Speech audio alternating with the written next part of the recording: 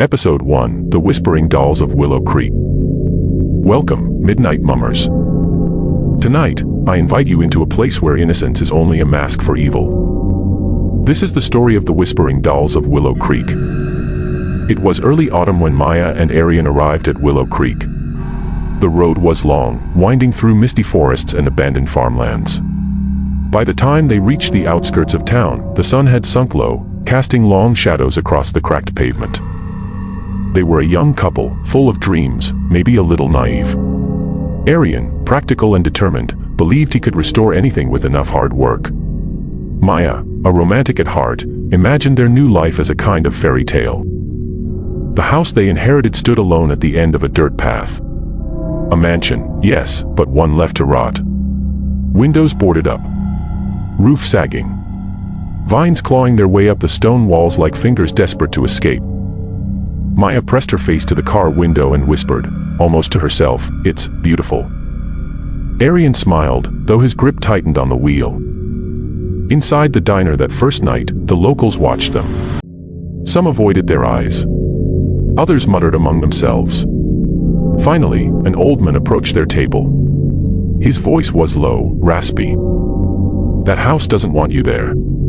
It remembers things you don't want to remember. Best you sell it and leave." Maya tried to laugh it off, but his gaze didn't waver.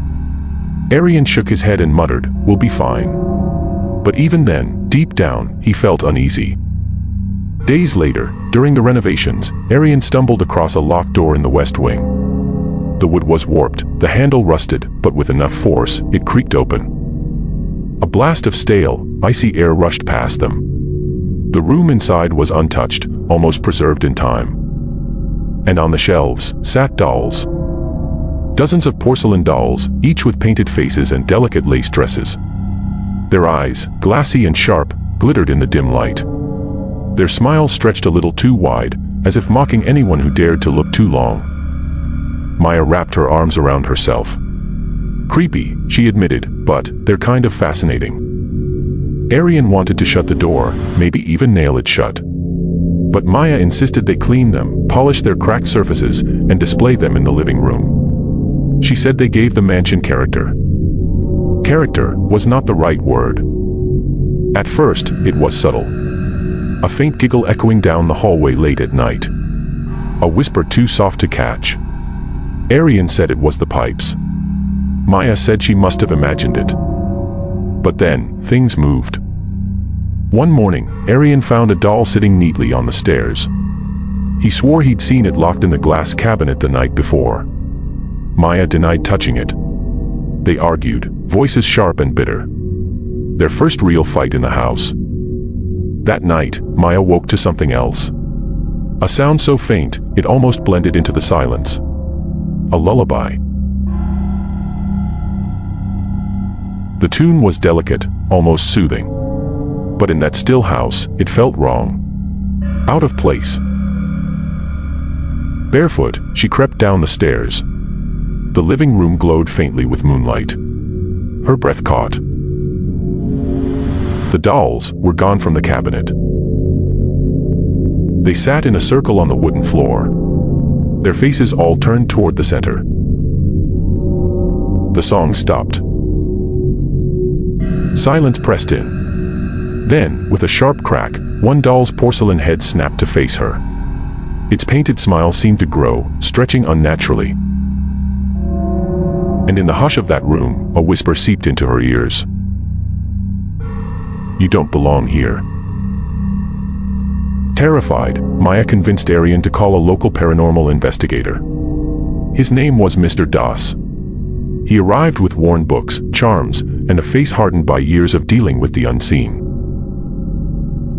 He moved slowly through the house, murmuring to himself. When he reached the living room, he stopped dead in front of the dolls. "These aren't toys," he said grimly. "They're vessels." Maya's stomach dropped. Aryan frowned. "Vessels for what?" Mr. Das explained. Years ago, a grieving mother had lived in this mansion. She had lost her only child. In her despair, she turned to forbidden rituals, believing she could bring her daughter back. But the ritual went wrong. The spirits that came weren't only children. Something darker answered her call. She trapped them inside these dolls, thinking she had given her child a new home. But she had created prisons. And what was locked inside was not at peace. Maya trembled. What do they want? The investigator's eyes darkened. Hosts. They whisper until you listen. And when you do, they enter you. Once that happens, there's no coming back. He urged them to leave immediately. Burn the dolls. Burn the house if they had to. But Maya and Aryan hesitated. They had nowhere else to go. And part of them still wanted to believe it was just superstition. The house was counting on that. That night, Aryan received a call from work. An emergency. He promised Maya he would be back before midnight. She begged him not to leave.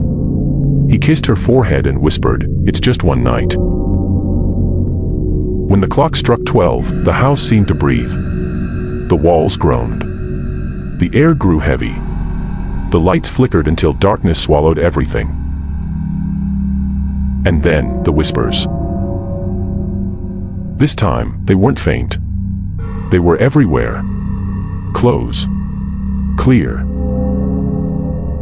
Maya, come play with us. Her heart pounded. She locked herself in the living room, clutching a candle. The dolls were no longer in the cabinet. They were scattered across the floor, staring at her. Their tiny glass eyes gleamed with unnatural light. The whispers turned to chants. Hundreds of voices overlapping. Stay with us. Forever. Forever. The candle blew out. The door slammed shut. Maya screamed, pounding on the walls. But her voice was drowned by laughter, high-pitched, childish giggles that clawed at her sanity. Her last scream fractured into silence, and then into a giggle. A soft, chilling, childlike giggle. The next morning, Aryan returned. The front door was wide open. The house was silent. Maya, he called. No answer. The living room was spotless. The dolls sat neatly back inside the cabinet, their faces as innocent as ever. Confused, Aryan climbed the staircase. At the very top step, his heart froze. A doll sat waiting. Its porcelain face, eerily familiar. The hair, the same shade as Maya's. To be continued. Welcome to Willow Creek, Midnight Mummers. This was only the beginning.